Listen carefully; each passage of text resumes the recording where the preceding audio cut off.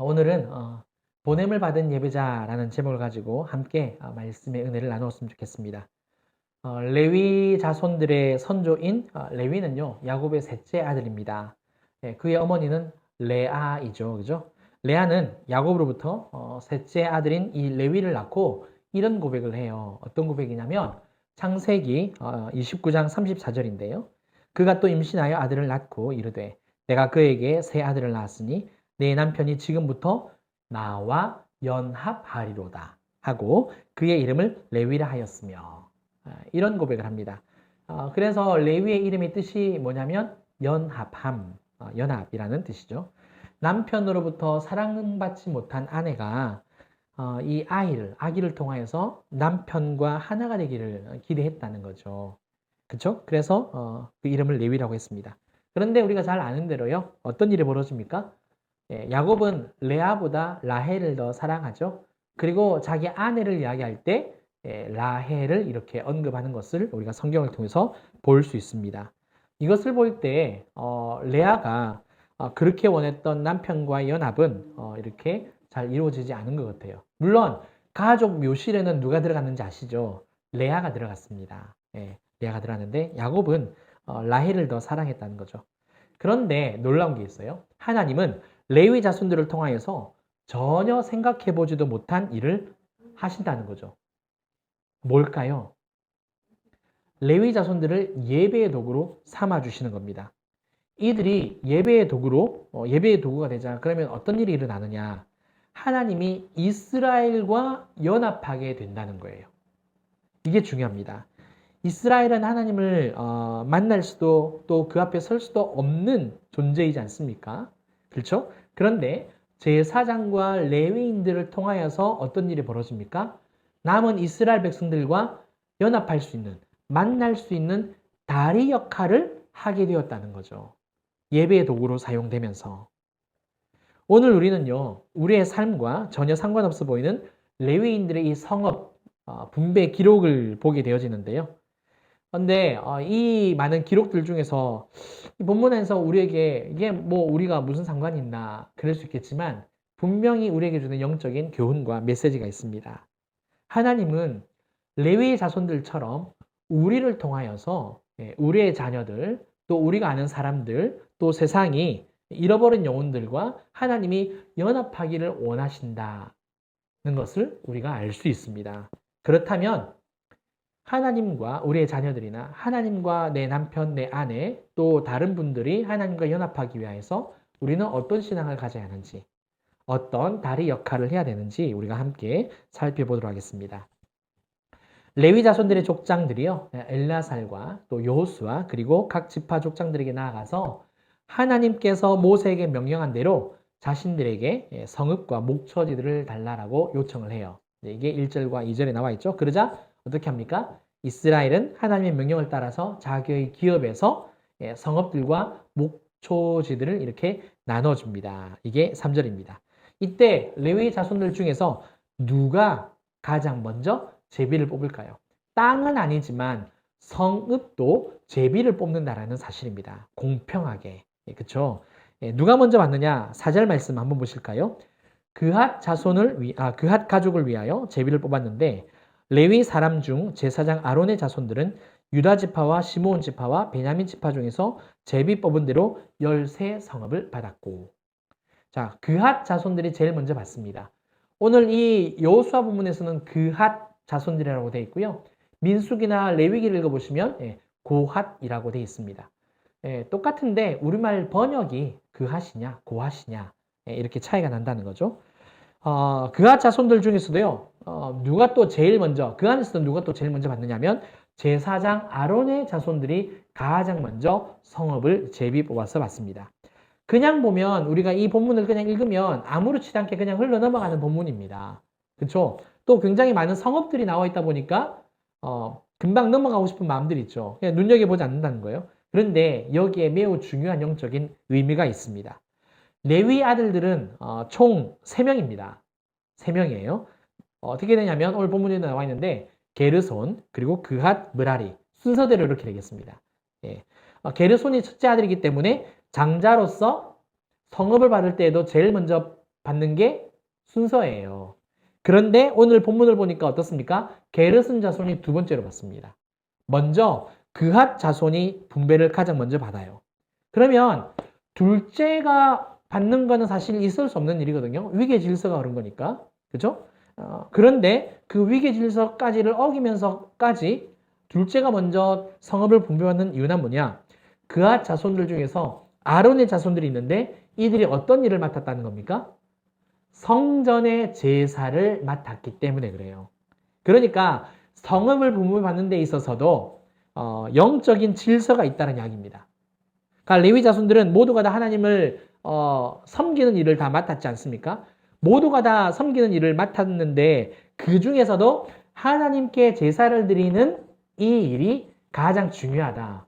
그래서 이 일을 섬기는 아론의 자손들에게 먼저 제비를 뽑게 하는 그 원리가 주어진다는 거죠. 그래서 그와 자손들이 그 중에서 가장 먼저 그 다음에 아론 자손들이 가장 먼저 성읍과 그리고 목초지를 분배받습니다. 구약시대 제사는요. 오늘날의 예배와 같은 개념이에요. 결국 하나님을 섬기는 데 있어서 가장 중요한 건 뭐다? 예배라는 겁니다. 예배라는 거예요. 예배는요. 기도나 또 전도, 교육이나 봉사보다 훨씬 더 중요합니다.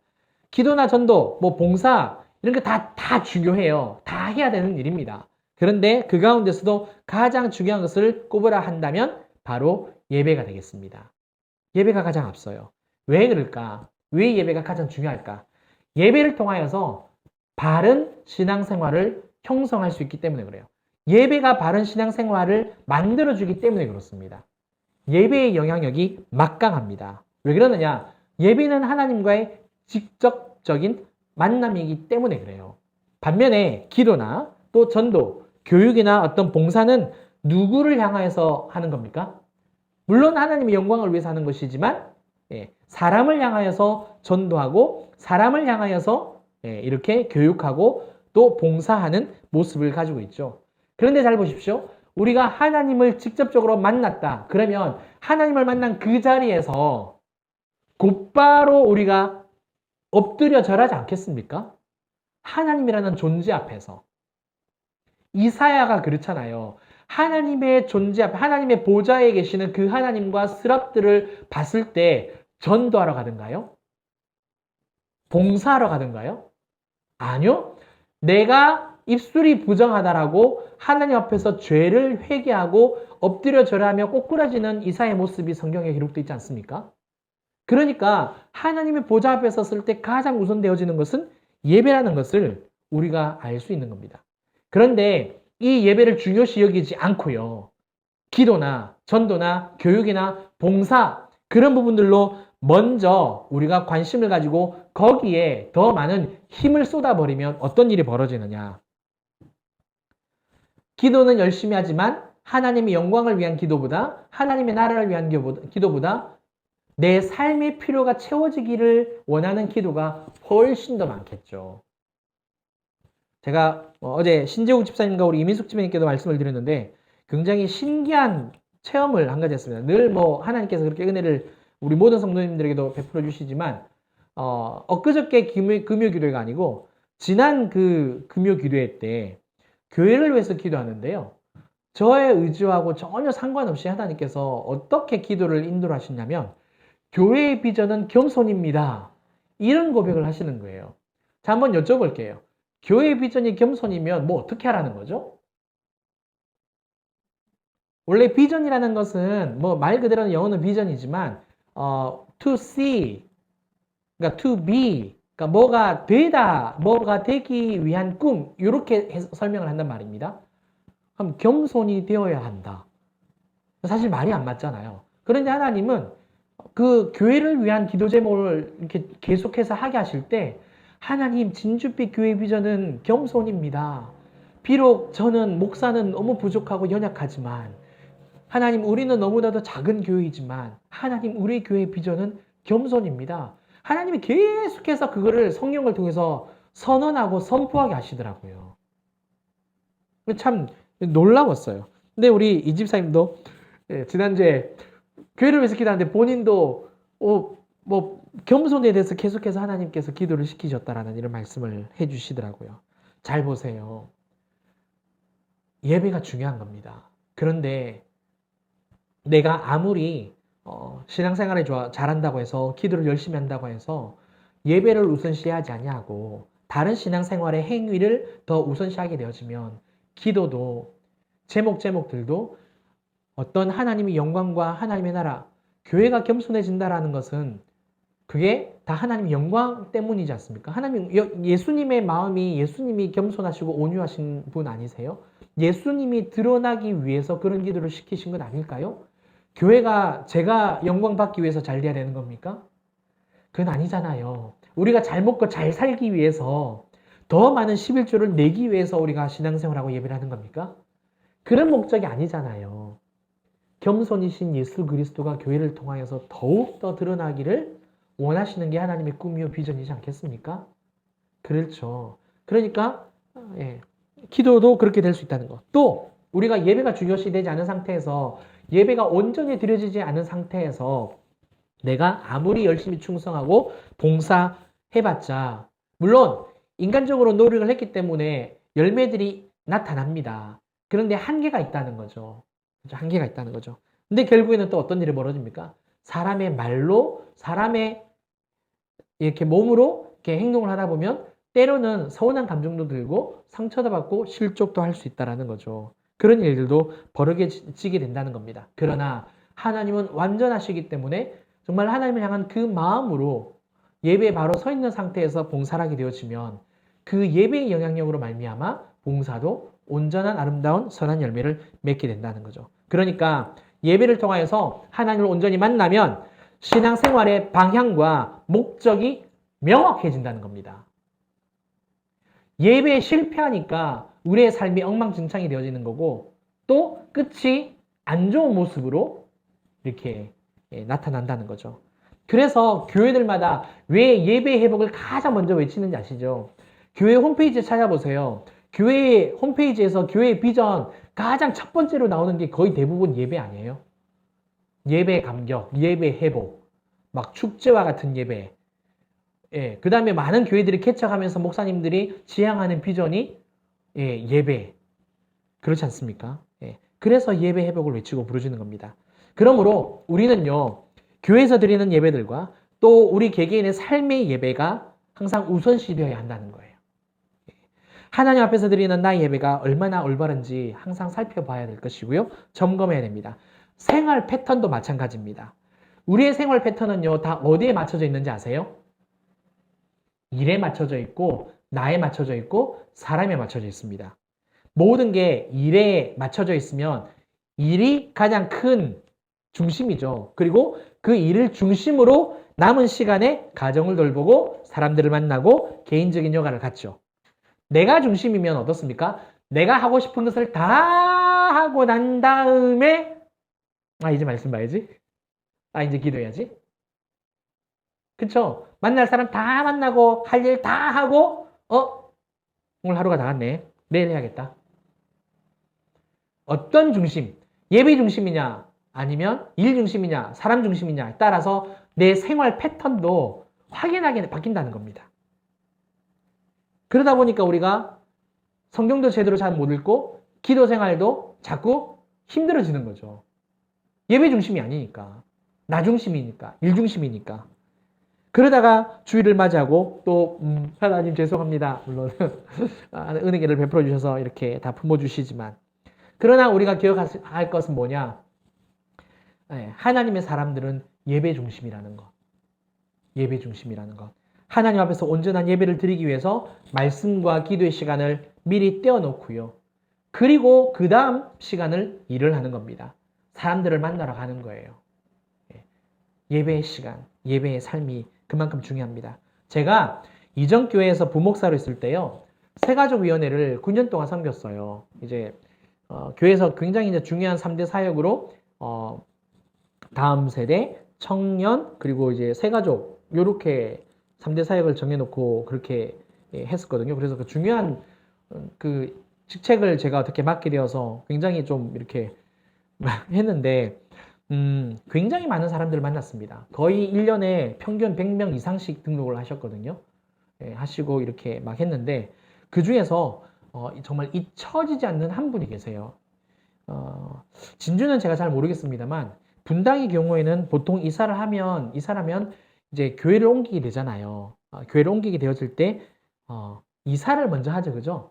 집을 먼저 이렇게 구해놓고 그 다음에 이제 교회를 찾아보지 않습니까? 그런데 이분은 어땠느냐면요, 자신이 먼저 다닐 교회를 찾아봤대요. 그러니까 분당에 굉장히 좋은 교회들이 많아요. 예, 소위 유명한 뭐 분당 우리교회, 만나교회, 그 다음에 할렐루야 교회, 뭐 진짜 막 기라성 같은 교회들이 어마어마하게 많단 말입니다. 그 뭐 이름을 다 뭐 말하지 않아도, 예. 그 다음에 판교에도 가면 엄청나게 많고요. 여기 순복음 진주 초대교회 있잖아요. 순복음이 되게 큰 교회잖아요. 그게 판교에 또 있거든요. 예. 또 있고 막 되게 많아요. 그런데 이분은 분당에 들어와서 제일 먼저 교회를 찾았대요. 교회를 찾아서 홈페이지 설교를 통해서 다 들어보고 그리고 그 교회를 가셨대요. 근데 이분만 그런 게 아니고 사실 홈페이지를 들어가서 설교를 들어보고 하는 거는 모든 성도님들이 다 하는 거거든요. 그런데 이분은 이사를 먼저 해서 집을 먼저 구한 게 아니고요. 먼저 교회를 정하고 난 다음에 그러니까 현장에 와서 이미 예배도 몇 번 드려보고 난 다음에 집을 구한 거예요. 놀랍지 않습니까? 그러니까 자기 자신과 자기 가족들과 자기 자녀들에게 있어서 어떤 신앙, 어떤 목회 철학이 맞는지를 먼저, 그러니까 그 교회에서 우리 가족이 예배할 건데 내가 집을 구해놓고 부차적으로 예배를 드리는 그거에 대해서 기준을 맞춘 게 아니라 하나님을 향한 예배가 먼저 기준이 되어야 된다라고 중심을 딱 잡고 그리고 교회 근처로 이사를 오신 거예요. 근데 분당은 집값이 어마어마하다는 거 아시죠? 장난 아니에요. 정말 장난 아니지 않습니까? 그런데 그거와 상관없이 교회를 먼저 정해놓고 집을 이사를 했다라는 그 말을 들을 때요. 제가 섬겼던 담임 목사님도 놀라셨고 뭐 거기에 있던 우리 부목사님도 다 놀랐어요. 진짜 이런 분을 만나본 적이 없다라고. 진짜 대단해 보였습니다. 사랑하는 성도 여러분, 우리의 삶의 원리는요. 예배 중심이에요. 나 중심, 일 중심 아니에요. 위계 질서도 중요해요. 하지만 영적인 질서는 훨씬 더 중요합니다. 레위 자손들은 성읍을 얻는 그 순서도요. 제사를 증례하는 제사장들이 아론의 자손들이 먼저 제비를 뽑았고 분배를 받았다라고 오늘 성경이 말합니다. 둘째예요. 둘째 아들인데 장자가 먼저 해야 되는데 바꿨다는 거예요. 그만큼 예배 중심, 예배가 중요하다라고 오늘 우리에게 가르쳐주고 있습니다. 따라서 이 원리를 마음에 새기시고 항상 예배 중심으로 살아가는 저와 여러분들 되시기를 주님의 이름으로 축원합니다. 그 다음에 이제 제사가 가장 중요하다면 이렇게 생각해 볼 수 있어요. 모든 레위 자손들은 다 유다와 시몬과 베냐민 지파 땅에 들어가서 살아야 될 것 같아요. 왜? 성전 중심의 삶이니까. 왜? 그렇잖아요. 성전에서 예배를 하는 거잖아요. 그렇죠? 그런데 오늘 본문 5절부터 7절을 읽어보시면요. 다른 지파들의 땅에 있는 성읍들과 목초지들을 다 봤습니다. 제가 읽어드릴게요. 한번 보실까요? 눈으로 따라오세요.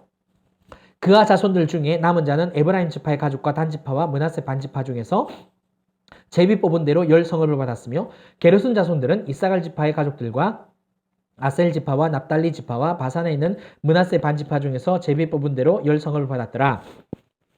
므라리 자손들은 그 가족대로 르우벤 지파와 갓 지파와 수불론 지파 중에서 12성읍을 받았더라. 자, 요약하면 이렇습니다. 그한 나머지 자손은요, 에브라임 단 므낫세 반지파에서 10성읍을 받았고요. 게르손 자손은 이사갈 아셀, 그 다음에 납달리 므낫세 반지파로부터 총 13성읍을, 그리고 마지막으로 이제 므라리 자손은 르벤 갓 스불론 지파로부터 총 12성읍을 받습니다. 총 48성읍입니다. 자, 레위 자손들이 여러 지파들의 기업 중에서 성읍을 받는 것은 사실 표면적으로 좋아 보이지는 않습니다. 왜냐하면 한 지파가 한 공동체에서 한 땅에 사는 게 좋은 거 아니겠습니까? 그렇잖아요. 그런데 지금 이 레위 지파는 어떻게 되어진 겁니까? 뿔뿔이 흩어진 거예요. 그러니까 뿔뿔이 흩어지면 지금 사실 뭔지 아시죠? 야곱이 말한 대로 저주가 된 거예요. 뿔뿔이 흩어진 거. 다른 지파들은 전부 다 그래도 한 땅에서 다 같이 모여서 살아가는데, 가까운 근거리에서 살아가는데, 레위 지파는 한번 이렇게 만나려면 다른 지역으로 넘어가야 된다는 겁니다. 멀리. 얼마나 힘들겠습니까? 그런데도 오늘 본문은 뿔뿔이 흩어지는 모습을 그대로 당당하게 기록을 해놓고 있다는 거죠. 분명히 레위 자손들에게는 흑역사예요. 흑역사임에도 불구하고 기록을 해놨다는 거예요. 왜 그럴까요? 이유가 있습니다. 레위 자손들이 뿔뿔이 흩어질수록 이스라엘 자손들에게 있어서는 유익이 때문에 그래요. 단점이 아니라 장점으로 다가오기 때문에 그렇습니다. 왜냐? 뿔뿔이 흩어진 레위 자손들이 로 말미암아 이스라엘 백성들 안에서, 이스라엘 사람들 안에서 더욱더 건강한 신앙을 전수해 줄 수 있기 때문에 그래요. 레위 지파 사람들의 직책이 뭐죠? 역할이 뭐죠? 맨 첫 번째는 성전에서 제사를 드리는 거죠. 그리고 성전 제사를 제외한 나머지는 이제 그 제사들을 돕는 일들을 하게 되어지고, 그리고 율법을 가르치는 일을 맡았습니다. 그러니까 이스라엘 백성들에게 어떻게 제사를 드리는지에 대해서, 어떻게 삶을 사는지에 대해서 가르치는 역할을 한 교사 일을 하는 분들이 다 레위인들이에요. 그러니까 레위인들이 유다와 베냐민과 시몬 지파에 머무르지 않고 다 흩어졌다는 것은 전국 각지에서 신앙을 가르쳐 줄 수 있는 교사들이 세워졌다는 거죠. 건강한 신앙을 위해서 그렇게 올바른 신앙을 레위인들을 통해서 배울 수 있게 되었다는 이야기입니다. 신앙은요, 롤 모델이 필요합니다. 누군가가 신앙은 이런 거다라고 몸소 보여줄 때요, 사람들은 좀 더 확실하고 선명하게 배웁니다. 그렇잖아요? 만약 레위 자손들이 전부 유다 지파 땅에만 살게 된다면 어떤 일이 벌어질까? 이스라엘 사람들은 지금 가나안 족속들을 다 몰아내지 않은 상태입니다. 그렇죠? 그래서 금방 쉽게 우상 숭배에 빠져들게 되겠죠. 실제로 이런 일이 일어나거든요. 요서와 그 세대 사람들이 다 죽어요. 롤 모델이 사라졌을 때 어떤 일이 벌어지느냐? 굉장히 중요한 말씀인데, 사사기 2장 10절 말씀, 우리 함께 이 말씀을 크게 한번 읽어볼까요? 시작. 그 세대의 사람도 다 그 조상들에게로 돌아갔고, 그 후에 일어난 다른 세대는 여호와를 알지 못하며 여호와께서 이스라엘을 위하여 행하신 일도 알지 못하였더라. 아멘. 잠깐 이 구절 띄워놓으세요. 이 구절을 보면은요, 하나님을 알지 못하는 세대를, 다음 세대를 지금 무슨 세대라고 이야기합니까? 다른 세대래요. 그 세대의 사람도 다 그 조상들에게 돌아갔고, 그 후에 일어난 다음 세대 아니에요? 다음 세대인데 성경은 다음 세대라고 기록을 하지 않고 다른 세대래요. 하나님을 믿는 신앙이 달라졌다라는 이야기입니다. 신앙이 무엇인지 보여줄 수 있는 요소와 그 세대 사람들이 다 죽고 난 후에 롤 모델이 사라져버리니까 이스라엘의 다음 세대는 곧바로 하나님을 모르는 다른 세대가 되었다는 말씀입니다. 사랑하는 성도 여러분, 하나님께서 레위인들을 뿔뿔이 흩으시는 것은요, 흩으시는 것처럼 우리를 그냥 이 교회당, 예배당 안에만 자꾸 모이게만 하지 않고 여러분들을 흩으시는 이유는 무엇일까요? 각자의 처소로 일터로 보내주시는 이유는 뭘까요? 친척들을 만나게 하시고 사람들을 자꾸만 만나게 하시는 이유는 뭘까요? 나의 사회에 어떤 관계를 쌓으라고? 사람은 사회적인 동물이니까 사람을 안 만나면 안 되니까? 아니죠, 그죠?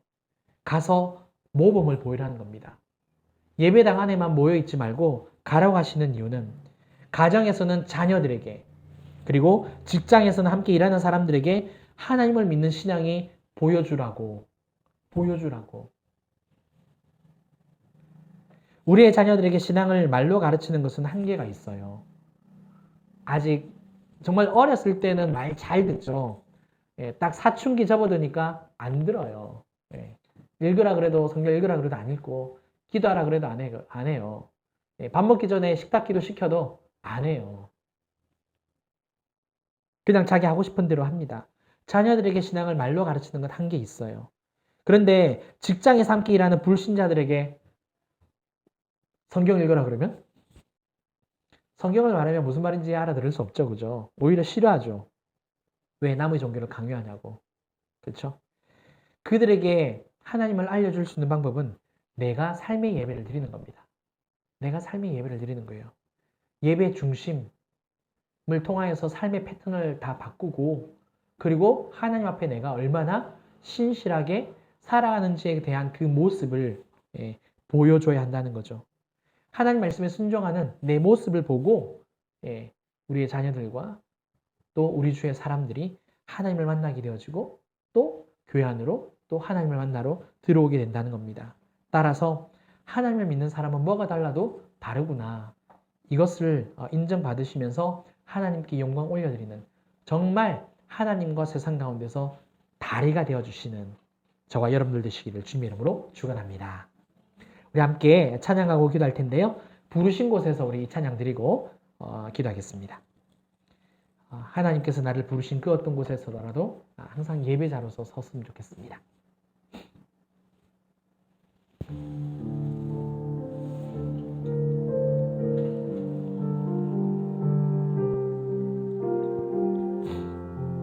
따스한 성령님,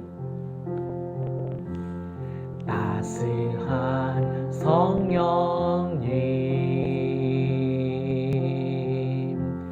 마음으로 보냄, 내 몸을 감싸며 주어지는 평안함, 만족함을 느끼네.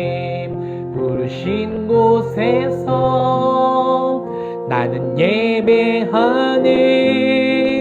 어떤 상황에도 나는 예배하네.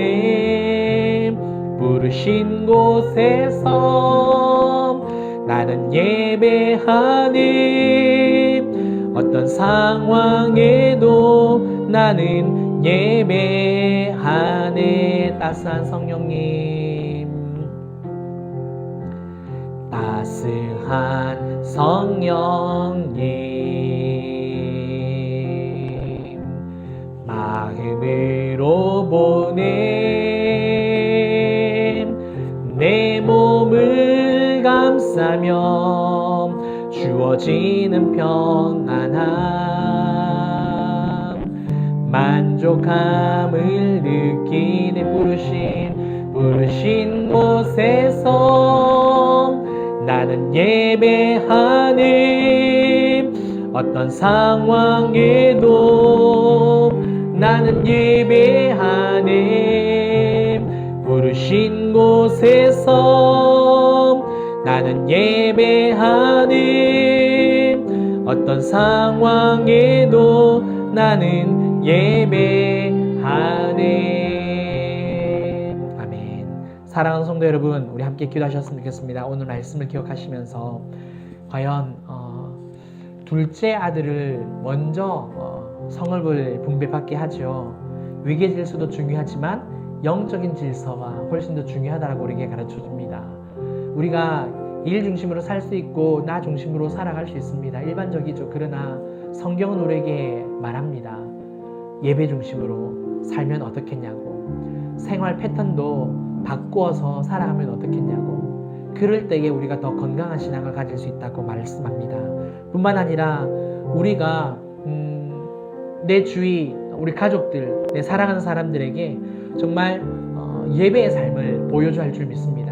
뿔뿔이 흩어지게 만드셨는데 하나님은 그것을 저주를 선으로 바꾸셨잖아요. 우리를 모여있게 하지 않고 보내주신 것은 가서 예배의 삶을 살라고, 다래가 되어주라고. 함께 이 제목을 가지고 함께 기도하는 시간 되었으면 좋겠습니다. 기도합니다. 사랑과 내가 풍성하신 우리 아버지 하나님, 감사를 드리나이다. 하나님, 오늘 레위 후손들이, 레위 자손들이 이제 성읍을 분배받습니다. 하나님이 기업이 되심으로 말미암아 땅은 분배받지 못하지만 아버지, 살아갈 수 있는, 생활할 수 있는 환경과 터전은 그래도 분배를 받습니다. 성읍을 받고 또 아버지 하나님 목초지를 받습니다. 놀라운 것은 하나님 아버지, 이 순서 가운데서도 둘째 아들이 하나님 아버지 먼저 받습니다. 장자가 먼저 받아야 되는데 그게 아니라는 거죠. 아버지 하나님, 일 중심, 나 중심, 위계 질서도 중요하지만 아버지, 영적인 원리, 하나님 예배 중심의 삶이 아버지 우리에게 가장 중요하다는 것을 가르쳐 줍니다. 주여 우리 생활 패턴도 바꾸기 원합니다. 지금까지 일 중심으로 살았습니다. 나 중심으로 살았습니다. 아버지 하나님, 우리가 일하는 시간을 바꿀 수는 없습니다. 아버지, 살아가는 그 아버지 하나님 쏟아내는 시간들은 바꿀 수는 없지만 우리가 생각을 바꾸고 기준을 바꾸기 원합니다. 관점을 바꾸기 원합니다. 패러다임을 바꾸기 원합니다. 하나님, 예배 중심의 삶을 살아서 하루를, 일주일을 다시 계획하고 정말 아버지 하나님 앞에 예배드리는 그 마음으로 하루를 살며 아버지 사람을 만나며 일주일을 살아갈 수 있도록 우리를 그렇게 붙잡아 주시옵소서. 뿐만 아니라 우리를 아버지 하나님 뿔뿔이 흩어지게 하셨습니다. 아버지, 각자의 예배의 처소를 만들게 하여 주시고 사람들을 만나게 하셨습니다. 일하게 하셨습니다. 그 자리에서 아버지 하나님, 진실로 삶의 예배로 하나님 앞에 온전히 바로 서 있는 예배자가 될 수 있기를 원하오니 주여, 우리로 말미암아 선한 영향력이 하나님 아버지 그리스도의 향기가 더욱더 아버지 하나님 흩어질 수 있도록 하나님 아버지 그렇게 많은 영혼들에게 다래가 될 수 있도록 우리를 사용하실 줄 믿사오니 주여, 삶의 예배 가운데도 함께하여 주시옵소서. 아멘, 아멘. 감사를 드립니다. 영광 받아 주시옵소서. 아멘, 아멘. 감사합니다.